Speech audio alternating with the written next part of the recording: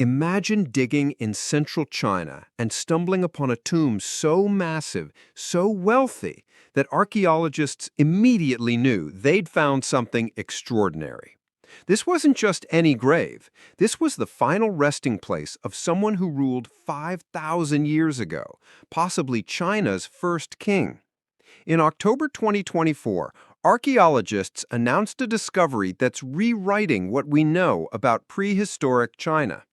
At the Wangzhuang ruins in Henan province, they uncovered tomb M27, a burial chamber spanning 183 square feet with inner and outer coffins. That's larger than most modern bedrooms, and for the Neolithic period, it's absolutely massive. But here's where things get mysterious. When archaeologists opened the tomb, expecting to find the remains of this ancient ruler, they discovered something shocking. The body was gone. Only a few toe bones remained.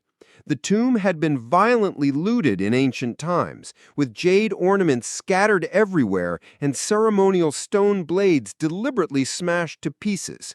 This wasn't random grave robbing. Someone wanted to erase this king from history. The Wangzhuang site isn't your typical archaeological dig. We're talking about 12 hectares of ancient cemetery. That's about 17 soccer fields worth of burial grounds. Since excavations began in 2023, teams from the Henan Provincial Institute and Capital Normal University have uncovered 45 tombs from the Dawenkou culture, which flourished between 4000 and 2600 BCE. What they're finding is changing everything we thought we knew about early Chinese civilization. See, for decades, archaeologists believed Chinese civilization started in the Yellow River Valley and spread outward. Simple story, right? Wrong. The artifacts from Wangzhuang tell us something far more interesting was happening. Inside tomb M27, despite the ancient looting, archaeologists recovered over 350 artifacts. We're talking about 100 pottery vessels, nearly 200 jade ornaments, bone tools, and pig mandibles, which symbolized wealth back then. But it's not just the quantity that's impressive. It's what these objects reveal about the people who made them. The pottery shows influences from at least 4 different ancient cultures. There's the local Dawenkou style, sure, but also elements from the Yangshao culture of central China, the Kujialing culture from the Yangtze River, and even the distant Liangzhu culture. This wasn't some isolated kingdom. This was a cosmopolitan center where different cultures met, traded, and shared ideas. Think about that for a second. 5,000 years ago, without highways or internet, these people were connected across hundreds of miles, exchanging not just goods, but artistic styles and probably beliefs too. The Dawenkou people were incredibly sophisticated. They invented the pottery wheel, which might not sound exciting until you realize it revolutionized how they could create vessels. Their pottery wasn't just functional, it was art. They made delicate white pottery from kaolin clay, the same material later used for Chinese porcelain. Some pieces were so thin and perfectly crafted that archaeologists call them eggshell pottery. But they weren't always peaceful artists. Evidence shows the Dawenkou engaged in violent conflicts, probably raiding for land, livestock, and prestige goods. They practiced body modifications that seem bizarre to us, removing certain teeth and deliberately deforming their skulls. These practices disappeared by China's Bronze Age, making the Dawenkou even more mysterious. Here's a detail that really brings these people to life. Analysis of human remains shows that elite Dawenkou individuals ate rice, while commoners ate millet. Even 5,000 years ago, your diet depended on your social class. The rich literally ate different food than the poor. The tomb's size alone would mark its occupant as special, but the arrangement tells us even more. In Dawenkou society, tomb size and artifact quantity directly correlated with social status. Tomb M27 isn't just big, it's one of the largest Dawenkou tombs ever discovered. Whoever was buried here wasn't just wealthy, they ruled. Professor Zhu Guanghua from Capital Normal University puts it simply. The latest discovery indicates that the Wangzhuang ruins are not an ordinary settlement, but rather the capital of a prehistoric kingdom. Let that sink in. A kingdom. Not a village, not a town. A kingdom with a capital city 5,000 years ago.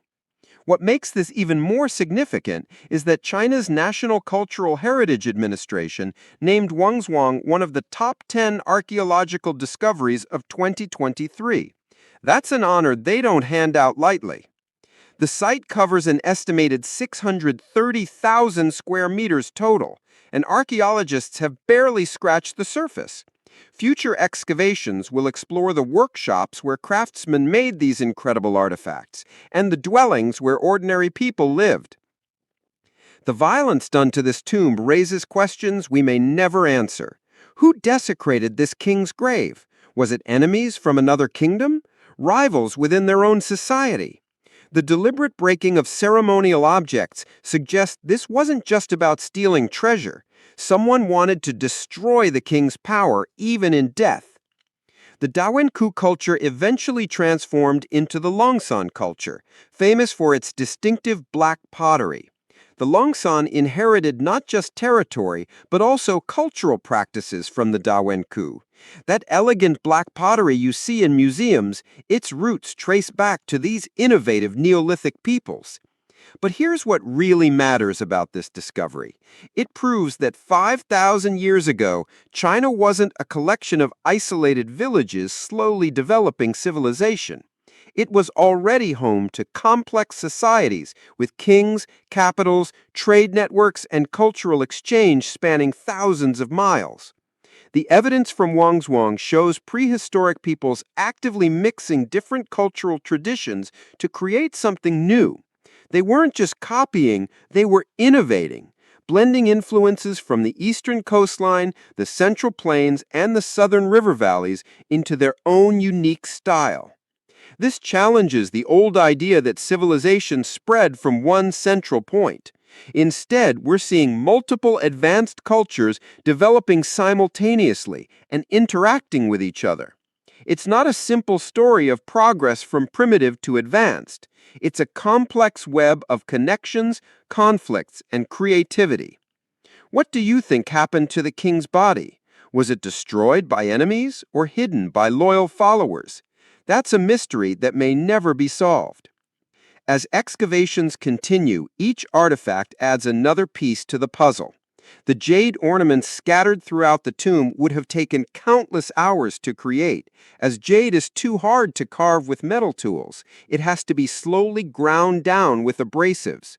The pottery shows techniques that wouldn't be out of place in later dynasties. Even their treatment of animals was sophisticated, with clear evidence of domestication and selective breeding. The discovery also highlights how much we still don't know about prehistoric China. If a kingdom this advanced could remain hidden for 5,000 years, what else is waiting beneath the soil? Professor Zhu estimates the full excavation could take more than a decade. That's a decade of potential discoveries that could further revolutionize our understanding of early Chinese civilization. This isn't just about one tomb or one king. It's about recognizing that human civilization is older, more complex, and more interconnected than we often imagine. These weren't primitive people stumbling towards civilization. They were sophisticated societies with their own politics, trade networks, and cultural achievements. The empty coffin of tomb M27 reminds us that even the most powerful rulers can be erased from history. But paradoxically, the very violence done to this tomb ensured its story would eventually be told. The scattered jade, the broken ceremonial blades, the missing body, they all speak to the importance of whoever was buried there. 5,000 years later, we're finally hearing their story, and it's changing everything we thought we knew about the birth of Chinese civilization.